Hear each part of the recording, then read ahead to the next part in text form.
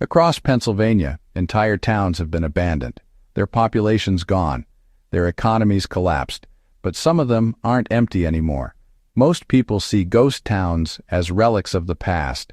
If you're curious about who's moving into these forgotten places and why, subscribe. Because what looks like a handful of off-grid pioneers is actually revealing something bigger about housing costs, economic pressure, and what happens when people opt out entirely. This channel breaks down the economic shifts most people won't notice until they're already living through them. These aren't random relocations. They're responses to unaffordable housing, to remote work, to the realization that isolation might be preferable to instability. Pennsylvania has more ghost towns than almost any state, victims of coal collapse, railroad reroutes, and factory closures. But something shifted recently. People started moving back in. Today we're breaking down 7 Pennsylvania ghost towns where off-grid living has quietly taken root, from former coal camps to abandoned railroad towns. By the end, you'll understand what these places reveal about where housing and economic independence are actually headed. These aren't just curiosities, they're canaries in the coal mine. Pennsylvania lost more than 300,000 residents between 2010 and 2020, most from rural areas gutted by industrial decline. Entire communities became tax liabilities. Infrastructure crumbled, property values collapsed to nearly zero. But that same collapse created opportunity, cheap land, no HOAs, no zoning enforcement. And for a specific type of person, that's not a problem, it's freedom. This channel exists to track these shifts before they become trends, to follow the money and the people when they move in opposite directions from what you'd expect.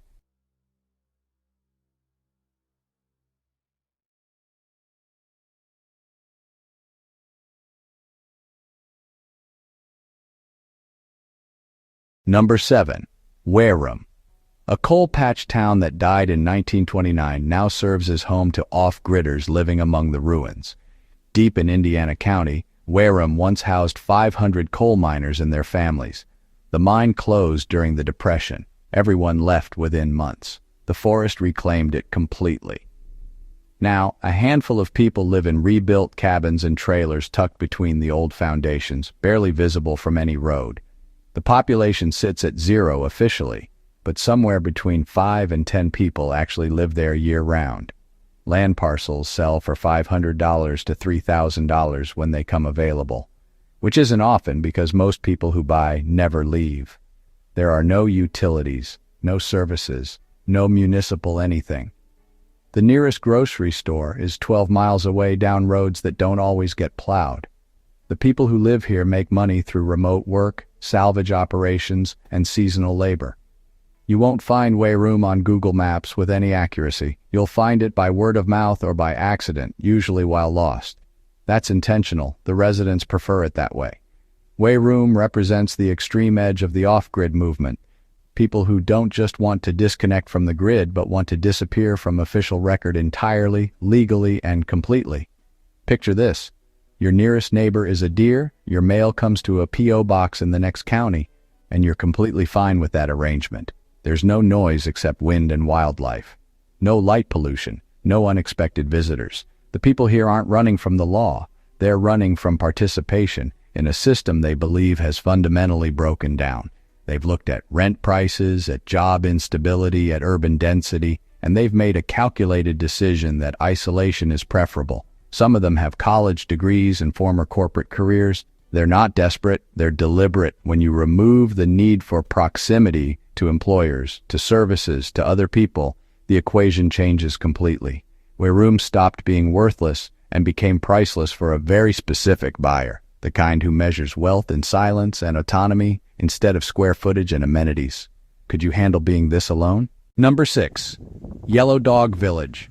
Once a company town for railroaders, Yellow Dog Village now functions as a test case for extreme rural independence. Located near the Allegheny National Forest, this settlement thrived when the railroad did. Families lived here for generations, their entire economy dependent on the trains running on schedule. When the trains stopped, the town emptied almost overnight. Today, scattered homesteaders occupy old lots, some in RVs, others in hand-built structures that would never pass code inspection anywhere codes are enforced. The year-round population hovers around 15 to 20 people, though that number swells slightly in summer. Land sells for $1,000 to $5,000 per acre, which sounds affordable until you factor in the complete absence of municipal water, sewer, or maintained roads. Satellite internet works sometimes when weather permits, which it often doesn't during winter storms that can last for days. The local economy runs on barter, hunting, and firewood sales to slightly less remote neighbors. There's a joke among residents that captures the culture perfectly. We're not survivalists. We just don't want neighbors who complain about chickens. That line gets at something important. These aren't doomsday preppers stockpiling ammunition and canned goods. They're people who want to raise animals, build things with their hands, and live without someone else's rules dictating how high their grass can grow. Yellow Dog Village shows how ghost towns become laboratories for people testing what minimal infrastructure living actually requires. The answer, it turns out, is less than most people think and more than most people can handle psychologically. You need water, which means a well. You need heat, which means wood or propane. You need food, which means hunting, gardening, or long drives to town. But what breaks most people isn't the physical challenge. It's the isolation, the absence of casual human contact, the silence. Winter here isn't just cold, it's existential. No plow service, no ambulance within 30 minutes. Just you, your wood stove, and the quality of your planning back in October. Would you trade convenience for this kind of quiet? Number 5. Alvira. The government evicted an entire town in 1942, and now it's slowly being reoccupied. Alvira wasn't abandoned because of economics. It was seized through eminent domain for a World War II munitions plant. 500 residents were forced out, their homes demolished, their cemetery relocated. The plant operated for a few years, then closed when the war ended. The land sat empty for decades, officially designated as state game lands. But now, preppers and off-gridders are moving into the outskirts and surrounding areas, testing how much the state actually cares about enforcement. The official population remains 0. The actual population in the surrounding area is somewhere between 30 and 40, depending on the season and who you ask. Because the land is technically state game lands, living there exists in a legal gray area. It's restricted, but enforcement is loose and inconsistent. There's no infrastructure at all. What it does attract is a specific demographic: hunters, off-grid builders, and what some residents call tactical homesteaders. People who see Alvira as practice for something bigger they believe is coming. Some of the oldest residents still remember being evicted as children. Their families given pennies on the dollar for property their ancestors had worked for generations.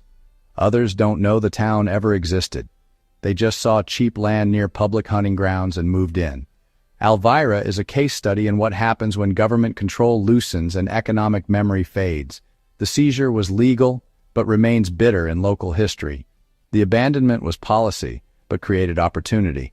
And the reoccupation is technically illegal, but practically tolerated. Picture foundations barely visible through underbrush. A lone trailer with solar panels and a rain collection system. A man in camouflage checking his batteries where a church used to stand, where families used to gather, where a community used to exist before it was erased by wartime necessity. The irony isn't lost on the current residents. They're reclaiming land the government took, then abandoned, then forgot about. Would you reclaim land the government left behind? Number 4. Pithole City. Pithole went from 15,000 people to 0 in 3 years, and it might be coming back in slow motion. This was America's first oil boom town, exploding into existence practically overnight in 1865 when oil was discovered. At its peak, Pithole had hotels, theaters, a newspaper, and a population density that rivaled Philadelphia. By 1868, the oil was gone, and so was everyone else. The buildings were hauled away or burned. The streets returned to grass. Today, it's a historical site managed by the state, with informational plaques and a small museum. But the surrounding parcels are being quietly bought by remote workers and retirees seeking extreme privacy and a certain kind of historical irony. The population within the town itself remains 0. Within a 5-mile radius, around 50 people have moved in over the last decade. Land sells for $8,000 to $15,000 per lot, higher than most ghost towns because of the historical tourism. Historical restrictions limit what you can build in the core area, but outside those boundaries, it's relatively unregulated. The nearest actual town is Pleasantville, about 10 miles away. Water comes from wells, which you drill yourself or pay dearly to have drilled.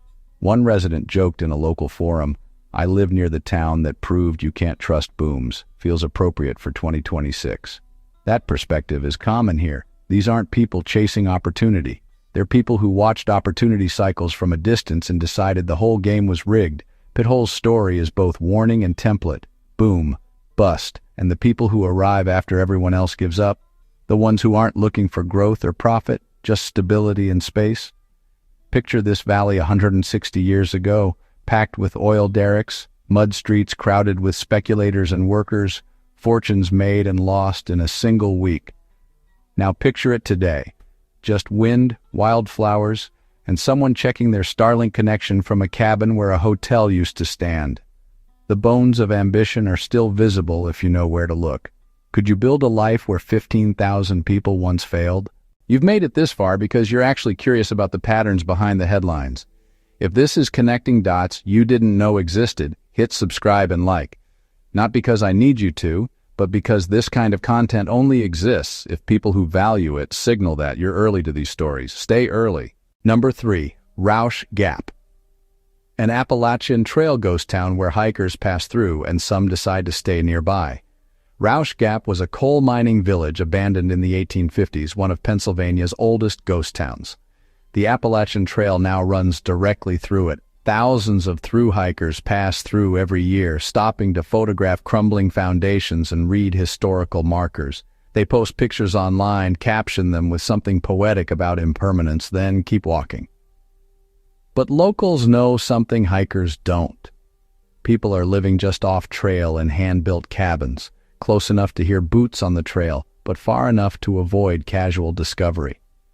The permanent population is around 10 to 15 people, with another 30 or so seasonal residents. Cost of entry ranges from free if you're willing to squat and defend your claim, to around $2,000 for informal land deals that will never show up in any official record. No one here has a legal address. Mail doesn't come. Income comes from trail work, seasonal farm labor, and handmade crafts sold in nearby towns to tourists. There's a loose community network made up largely of long-distance hikers who started the trail, made it this far, and just stopped. There's a saying among through hikers that captures this phenomenon. Some people finish the trail, others finish with the trail. Rausch Gap is where people finish with the trail, where the journey becomes the destination, not because they found enlightenment, but because they found a place where no one asks questions.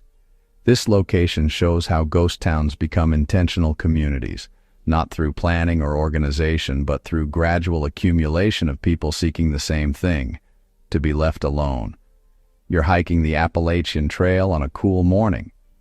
You smell wood smoke, which shouldn't be there outside designated camping areas. You see a solar panel nailed to a tree. Someone waves from a distance. You wave back. You keep walking, but the image stays with you. You wonder what their story is, whether they're happy, whether they're running from something or toward something, whether there's even a difference. Would you ever just stop walking and stay? Number 2, Concrete City in Nanticoke, built to last forever, abandoned in 20 years, now occupied by people the system forgot. Concrete City was an experimental housing project for mine workers, built entirely of reinforced concrete in 1911 by the Delaware, Lackawanna, and Western Railroad. The idea was to create indestructible modern housing that would stand for centuries. The execution was sound, the concrete is still solid, but the company abandoned it in the 1920s when mining operations shifted. For decades, it sat empty, a monument to corporate ambition and economic miscalculation. Now it's a mix of ruins, graffiti art, and semi-permanent residents living in the more intact structures. The rotating population is somewhere between 5 and 10 people at any given time. The buildings are technically condemned. Patrols happen sporadically, usually after complaints. There are no utilities, though illegal taps into nearby systems occur periodically and get shut down periodically in an ongoing cycle. The demographics are mixed: homeless population, transient workers between jobs, and urban explorers who come for the graffiti and sometimes stay longer than intended. There's ongoing local controversy over whether to demolish the site or preserve it as a historical landmark. Neither side seems to acknowledge the people actually living there. One former resident said in a regional news interview, "I wasn't trying to make a statement, I just needed a roof." That quote got used in a feel-good story about homelessness, then nothing changed. Concrete City highlights the gap between economic collapse and policy response, and who fills that gap while officials debate. It shows what happens to experimental housing when the experiment ends, but the housing remains. Picture brutalist concrete shells designed by engineers who believed in progress and permanence. Graffiti art covering walls that were supposed to last centuries. Someone cooking on a camp stove inside what was once a worker's dream home, inside a vision of the future that became a relic before it even got old. Where's the line between adaptive reuse and trespassing, between survival and property crime, between human need and legal abstraction? Number 1. Centralia. The most famous ghost town in America, still burning underground and people still live there. Centralia's coal seam caught fire in 1962, likely from burning trash in an old mine entrance. The fire spread through the underground coal veins. It's still burning. Estimates say it could burn for another 250 years. The ground became unstable. Toxic gases vented from cracks. The government condemned the town in the 1980s and began relocating residents through eminent domain. Most left. But as of 2026, around 5 to 7 people refuse to go. They're living above an inferno that may outlast their grandchildren. The population dropped from over 1,000 at its peak to nearly 0. The holdouts remain in a handful of occupied homes along streets where every other building has been demolished. Their property is under eminent domain, but they've fought eviction in courts for decades. The hazards are real and documented. Ground collapse, carbon monoxide, sulfur dioxide, heat vents that can reach over 900 degrees Fahrenheit. Yet thousands of tourists visit yearly, drawn by the apocalyptic aesthetic. The irony is thick. The dead town draws crowds, while the living residents are ignored. One of the last residents said in a 2024 documentary, "They want us gone so they can turn this into a park. We are the park." That quote cuts to the heart of it. Centralia isn't just about off-grid living. It's about refusing to let economics or government or even geology define where you belong. It's about spite, attachment, principle, and the kind of stubbornness that looks like insanity from the outside but feels like dignity from the inside. Smoke rises from cracks in Route 61, the abandoned highway covered in graffiti that gets repainted faster than the fire spreads. A man tends his garden. The ground beneath him radiates heat you can feel through your shoes. He's been there for 40 years. He'll die there, not because he has to, but because leaving would mean they won. Would you stay in a place the world has written off? If you're still watching, you're seeing what most people miss. These aren't just abandoned places, they're economic statements. The last ones make that impossible to ignore. Stay with me. Whether people are moving into ruins in Wehrum or refusing to leave Centralia, they're all responding to the same pressure.